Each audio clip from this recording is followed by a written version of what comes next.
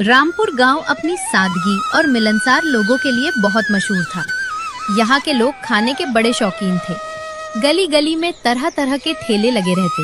पानी पूरी वाला, बिरयानी वाला, एग करी वाला, मटन करी वाला और भी न जाने क्या क्या। शाम होते ही पूरा गांव खाने की खुशबू से महक उठता। इसी गांव में रहती थी एक बुजुर्ग अम्मा।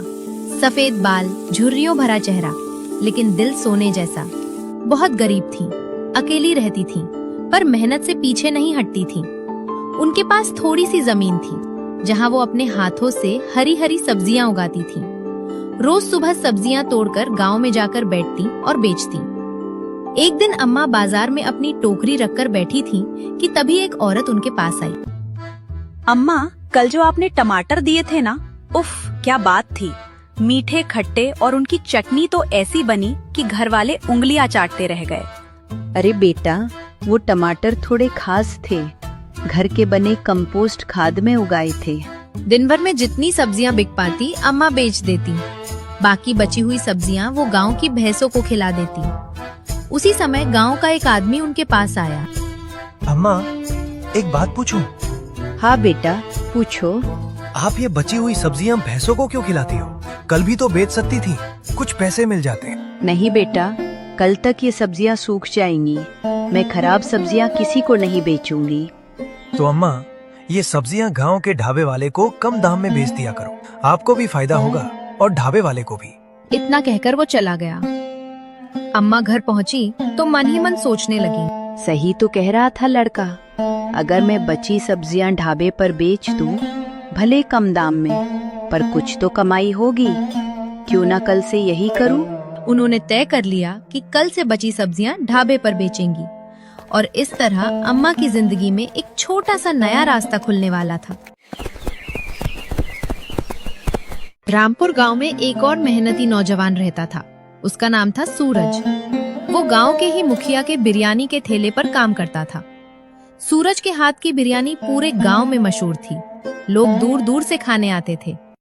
उस दिन सूरज ठेले के पास खड़ा होकर बड़े ध्यान से बिरयानी पका रहा था। तभी अचानक मुखिया जी तेज कदमों से आए और कठोर स्वर में बोले, अरे सूरज, ये बिरयानी खत्म होते ही घर आ जाना, कुछ काम है तुम्हारे लिए। मगर मुखिया जी, बिरयानी खत्म होते होते रात हो जाती है, फिर मैं बहुत थक जाता हूँ। मुखिया जी का चेहरा गुस्से से लाल हो गया। तो क्या हुआ? जब तुम्हारे पास कुछ नहीं था तब मैंने ही तुम्हें रहने को घर दिया, 2 वक्त का खाना दिया। ये सब यूं ही नहीं मिला तुम। सूरज चुप हो गया। उसकी आंखों में एक अजीब दबाव झलक रहा था। चुपचाप काम खत्म कर और घर आ जाना, बहस मत करना। ये कहकर वे ताना भरे और वहाँ से चले गए। थोड़ी देर बाद गांव का एक आदमी सूरज के पास आया। अरे सूरज, बुरा मत मानना, पर ये मुखिया जी के पास काम करना छोड़ दे। तू इतनी बढ़िया बिरयानी बनाता है, अपना खुद का ठेला खोल भाई, खूब चलेगा। नहीं भैया, ऐसा नहीं कर सकता। मेरी बहुत कीमती चीज मुखिया जी के पास है। जब तक वो नहीं मिल जाती, मैं कहीं नहीं जा सकता। वह आदमी हैरान हो गया। ऐसी क्या चीज है भाई जो तू मुफ्त में इतना काम करता रहता है? तुम नहीं समझोगे, रहने दो। लेकिन एक दिन मैं वो चीज वापस ले आऊंगा। फिर मुखिया जी के पास काम नहीं करूंगा। ये कहकर सूरज वापस अपने ठेले की ओर चला गया। उसके कदम भारी थे, लेकिन आंखों में जिद चमक रही थी। वो अंदर ही अंदर सोच रहा था, बस एक बार मुखिया जी मुझे वो राज बता दे या वो चीज मुझे वापस मिल जाए तो मैं आजाद हो जाऊंगा हमेशा के लिए। सूरज की जिंदगी भी बदलाव की दहलीज पर खड़ी थी, पर कोई नहीं जानता था कि सूरज की कौन सी चीज मुखिया के पास है। अगले दिन अम्मा अपने रोज के नियम से जल्दी उठी।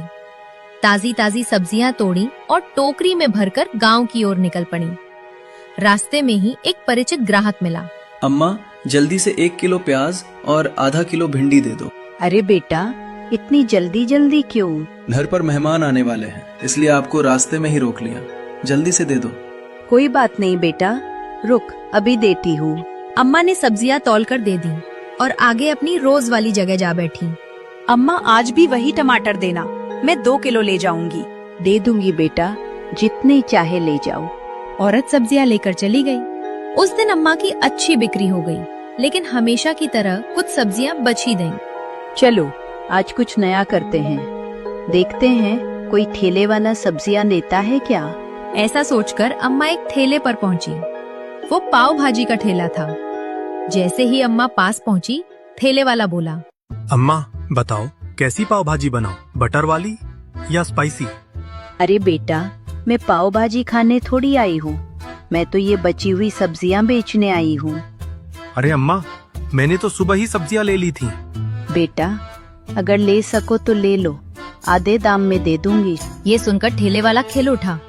अम्मा आधे दाम में? फिर तो ठीक है। पूरी टोकरी कितने में दोगी? बस 50 रुपए दे दो बेटा। सौदा जबरदस्त है, दे दो दे दो। ठेले वाले ने तुरंत पैसे निकाल कर दे दिए।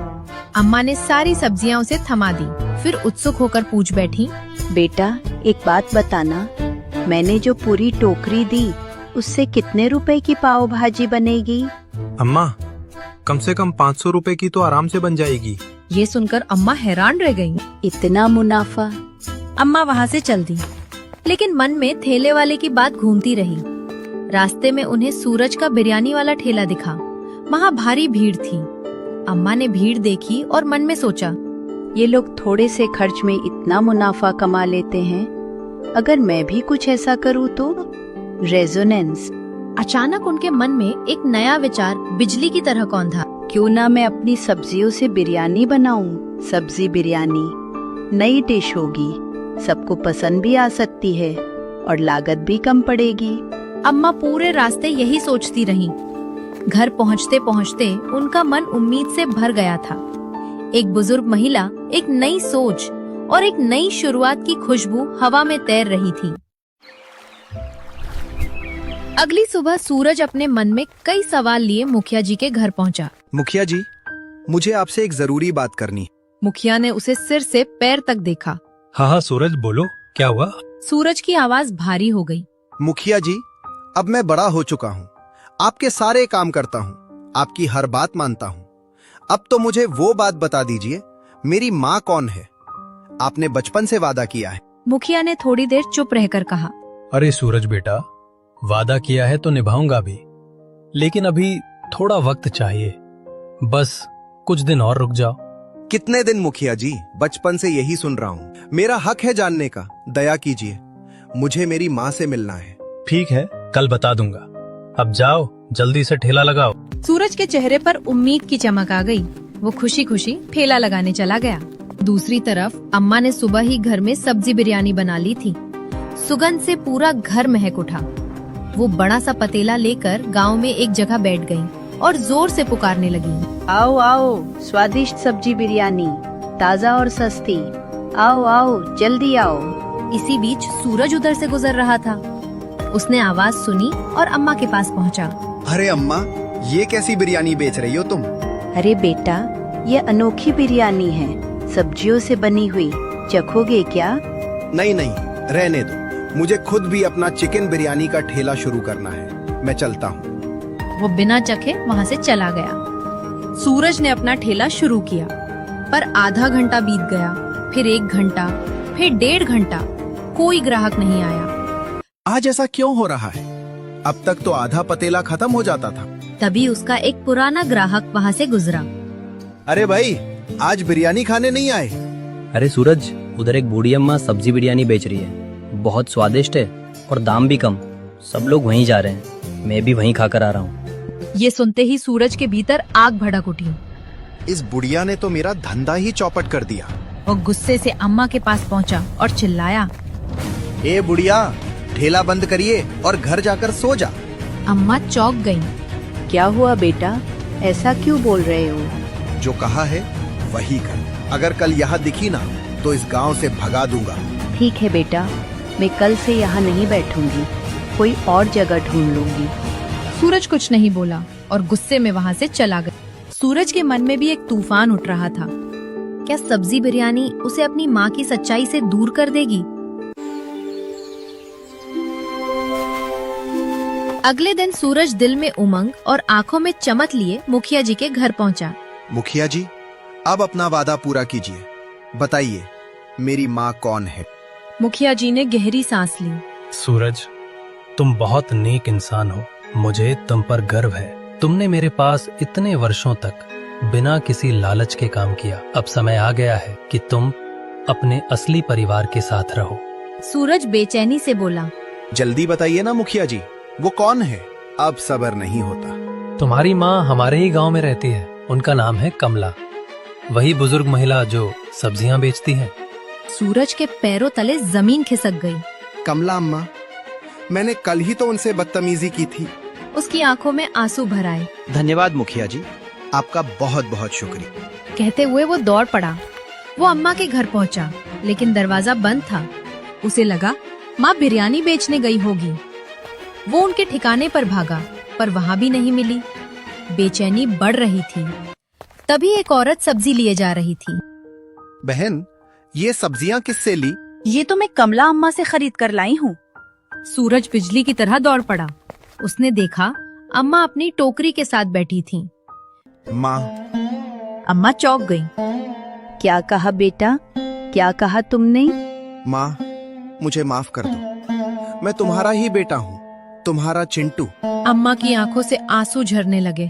सच? तू ही मेरा चिंटू है? मुझे लगा था वो खो गया। सूरज ने सब कुछ बता दिया। कैसे मुखिया ने उसे पाला, कैसे वो रोज माँ से मिलता था पर पहचान नहीं पाया। बेटा, भगवान ने तुझे आखिर लौटा दिया। माँ, आज से हम दोनों साथ रहेंगे और कल से हम दोनों मिलकर सब्जी बिरयानी बेचेंगे। तुम बनाओगी, मैं ठेला चलाऊंगा। अरे वाह, मेरा बेटा अब सब्जी बिरयानी बेचेगा। माँ, सब्जी बिरयानी ने ही तो मुझे तुमसे मिलवाया है। उस दिन के बाद गांव में एक नया ठेला लगा। कमला अम्मा और उनके बेटे सूरज की सब्जी बिरयानी, प्यार का असली स्वाद।